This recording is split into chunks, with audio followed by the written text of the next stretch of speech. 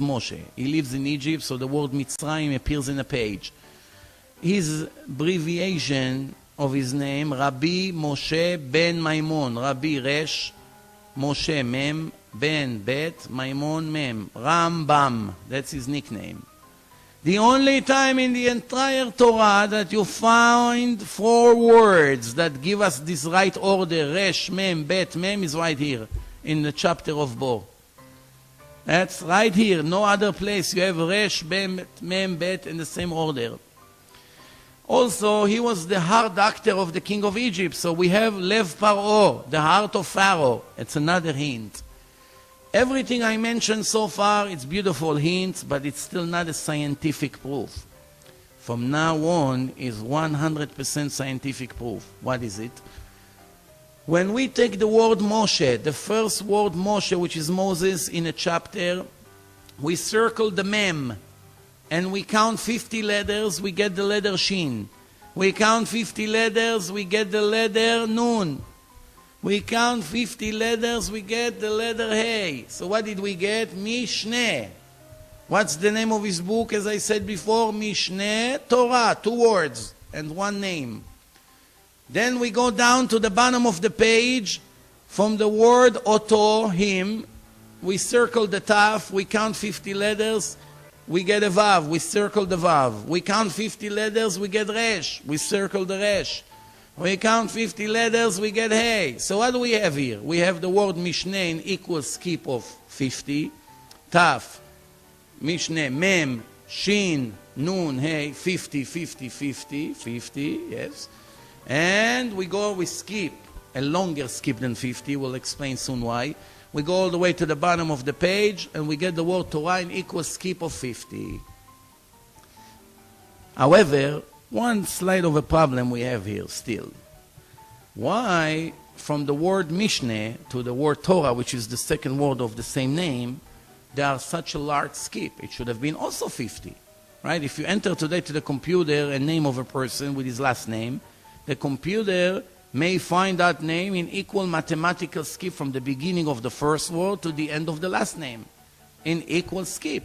Why here the first word appear in equal skip, the second word appear in equal skip, but in between the first and the second words we have a larger skip, counting how many letters between the first word Mishneh to the second word Torah give us exactly 613 letters. Let's conclude. 2,400 years before the Rambam Maimonides was born, the Torah told us there will be a person named Moshe. He would live in Egypt. He would be the heart doctor of the king of Egypt.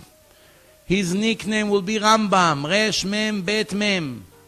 He would write a book called Mishneh Torah.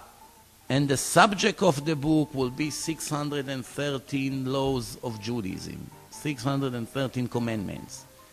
What do you say now? Is it possible that a person wrote it? Obviously not. And as I said before, there are more and more examples. There are many, many equal mathematical skips. Now make no mistakes.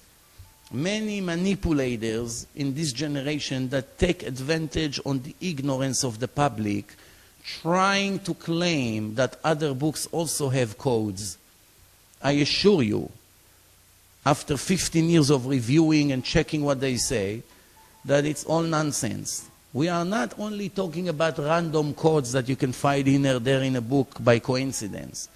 We are talking about equal minimal. The highlight is the word minimal mathematical skip. What's the difference between minimal and just any other code? When you have a book with 305,000 letters, it's very possible that you're going to find all kinds of names with equal skips of 10,000 between one letter to the other, 20,000 between one letter to the other. That's random. When we enter an input to the computer and we ask the computer to find us a word, the computer may find it sometimes 2 or 3 times in the same Torah, in different skips. We are not interested in any skip, only the minimal one. The smaller the skip is, it's concentrated in one page. And if we put other words that relates to the same subject, Usually, almost always, the computer will find those words in the same page. And the best part is that usually the subject, the word that we enter, appears in a Torah in a similar context. For instance, we put the word AIDS, the horrible disease. Where does the Torah find it? In a chapter of Sodom and Gomorrah that speaks about homosexuality. Is it a coincidence? Of course not. This is a sickness that hit mostly gays. And it goes in a chapter that speaks about this sin, which is forbidden according to the laws of God.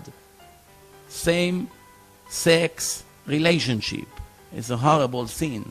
Not like they're trying to make it today that it's perfectly fine, and come on, don't be primitive. No, it doesn't go by primitive or modern. It goes by the laws of the Creator, and everything else is not in our hand. What God told us is allowed, what is not allowing us, it's just not allowed. That's it. Whether you like it, you don't like it, it's irrelevant. First the truth, then comes all the other. The convenience is one of the last things you should consider. What's my desire? What's my convenience? How much money it's going to cost me? These things comes after. First the truth. What's the word of God? He knows better than me what's good for me. He created me. He knows. He's the manufacturer. He knows better than me what I should do, what I should not do. Why should I listen to my foolish ideas when God told me what's right and what's wrong?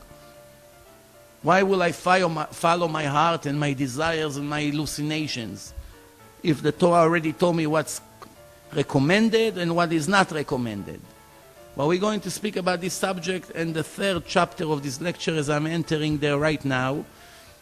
So we conclude here, when the subject that we enter to the computer, it usually finds it in the same place in the Torah that speaks, like I gave before an example about the Holocaust. It appears in a chapter that describes a Holocaust. And when we enter more than 50 names of fruits and vegetables and trees, it all appears in the first chapter of the Torah that describes the creation of the world. That God created the world in 6 days, and in the 7 days he rested. And from that moment on, he described every day in the creation what God created. And he created Adam with a body, and he put a soul into his nostril. He blew a soul, which is a divine energy, into Adam's nostrils, and he opened up his eyes and he started to talk. And that soul, it's eternal. That soul can never die. It's a spark from God himself, as the Torah describes. The body is disposable, it's temporary. But the soul is eternal, and the soul is sometimes transferred from one body to the other. That's what we call reincarnation, which was proven already scientifically in this generation by the parapsychologist Dr. Raymond Moody, Dr. Elizabeth Kovler-Ross, Dr. Ian Stevenson. Read their books, check, search in the internet about them. Life after life, life after death, the return from the afterlife, and many other, clinical death, hypnotizing people. People are speaking in different languages, in language that they do not know, and they describe different times of life in different bodies, with different names, different identity. That's, obviously I don't have the time. Go into my website, I have a whole lecture, close to 3 hours, about reincarnation, clinical death, out-of-body experience, hypnotizing people, and many other examples that prove scientifically that life really begins in a time of death. Once the soul exits the body, the real life of a person begins. The question is what God is going to do with him. But we're going to speak about it soon. So remember, do not be fooled by manipulators that tell you, oh, this book has and the other book, because when they came out with this discovery, they checked 130 books, among them the Quran, the New Testament, many other famous books like Moby Dick and A Peace and a War, and many other famous novels, and they did not find any sufficient codes besides few random ones. Nowhere absolutely they found in one page 10 or 20 or sometimes even more than 30 words relates to the same content, the same subject, in the same page, in the same subject in the Torah. Everything combined perfectly.